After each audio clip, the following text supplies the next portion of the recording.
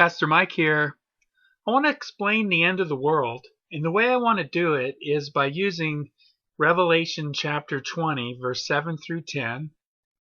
And I want to read it to you, and I'll do my best to explain it while I'm reading. Now, this is the particular passage that talks about Satan being released from prison, the Gog and Magog War, and ultimately fire coming down from heaven and consuming the enemies of the church. Okay, so here's Revelation chapter 20, verse 7 through 10. Verse 7, and when the 1,000 years are ended, so this 1,000 years here, according to the amillennialist position, happens to have begun at the ascension of Christ 2,000 years ago and has continued now all the way up into present day. It's a symbolic millennium. So Revelation 20 verse 7 says, and when the 1,000 years are ended, Satan will be released from his prison. Now Satan was put in his prison at the binding of Satan that took place during Jesus' ministry, and especially at the cross. Satan was bound so that at that point now the gospel could go forth in relative freedom in comparison to if the devil was free, and has gone on now for 2,000 years.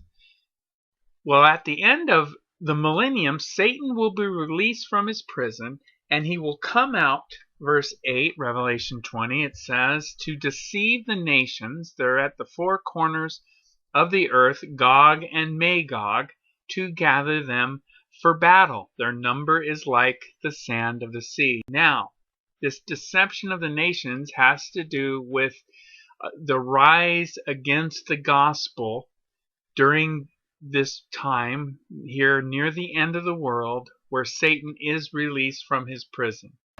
I want to drill down a little bit now into that verse 8 and unpack this idea of deceiving the nations that are at the four corners of the earth. I want you to notice that it is the entirety of the earth where this deception is taking place. It's all the nations, and the nations are basically being turned against the gospel and against the church. This is the final war. The unbelieving nations, motivated by the devil, against the church. And verse 8 completes of Revelation 20, their number is like the sand of the sea. And so it's a large contingent. This is the final battle, Gog and Magog as representative of that. It's between the unbelievers on planet Earth coming against the church. Now notice in verse 9 it goes on and it explains this a little bit further. And they marched up over the broad plain of the earth. Again, it's the entirety of the earth where this war is taking place.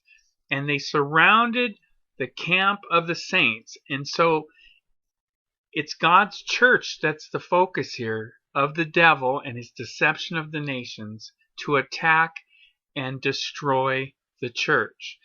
They surrounded the camp of the saints and the beloved city. And then now at this point, God intervenes somewhere in the middle of this battle.